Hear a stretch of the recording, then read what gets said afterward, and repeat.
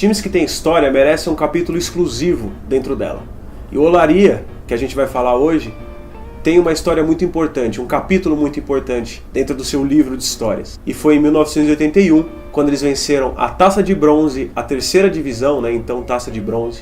Vamos falar hoje do Olaria e da disputa da Série C de 1981.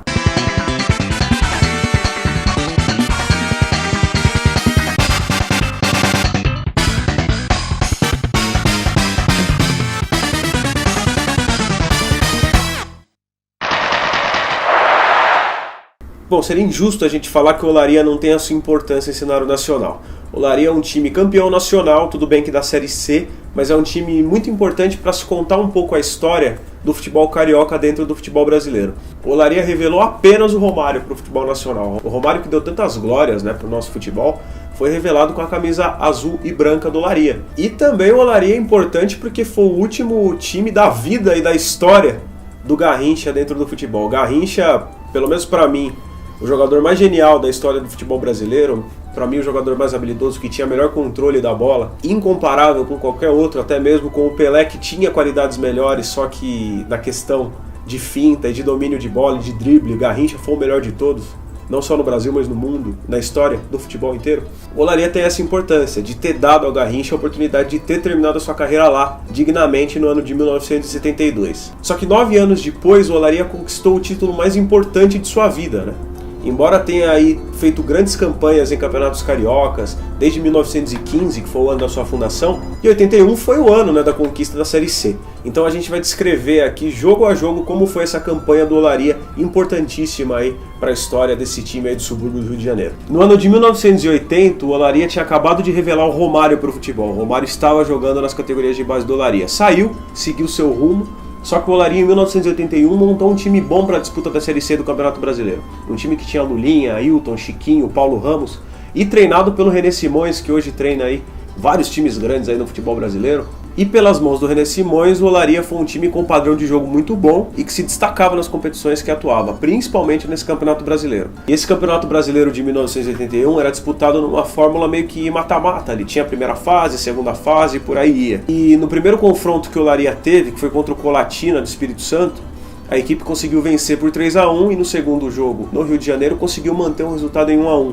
Conseguindo passar para a fase seguinte. Na segunda fase, o Olaria sequer sofreu gols, né? Venceu a primeira partida contra o Paranavaí lá do Paraná por 2-0 e depois por 1-0 ainda, com mais um resultado positivo, passou adiante a terceira fase. O Olaria era uma equipe que tinha um padrão de jogo muito bom, era uma equipe que se segurava bem diante dos seus adversários e passava com uma certa tranquilidade, porque não passava sustos, né, jogando. Bom, a terceira fase da Série C era composta por 2 grupos, né? Não era mais aquele sistema de mata-mata. Esses 2 grupos eles eram divididos em 3 equipes cada, né, dos 6 que haviam se classificado melhor nas fases anteriores, e o grupo do Olaria era composto pelo Dom Bosco do Mato Grosso e pelo São Borja do Rio Grande do Sul.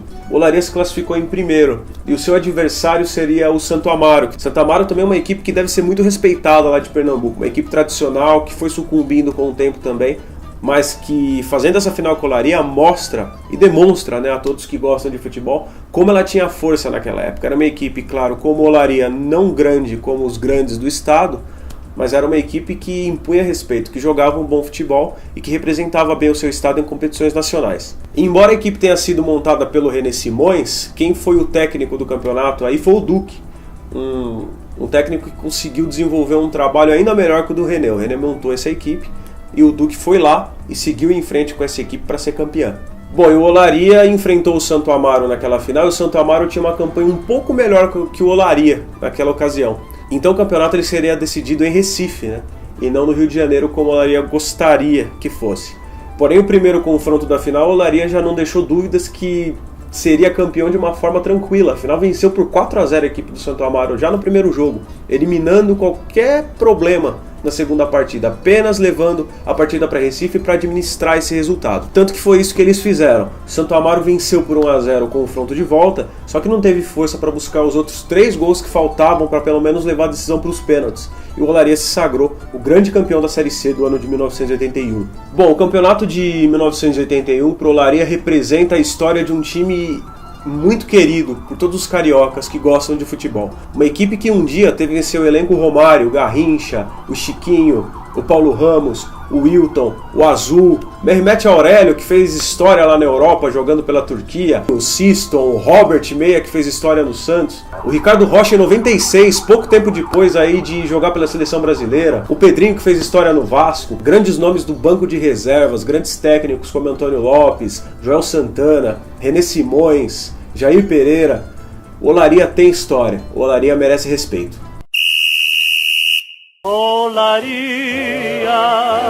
teu esforço e tua glória estão crescendo dia a dia. Olaria,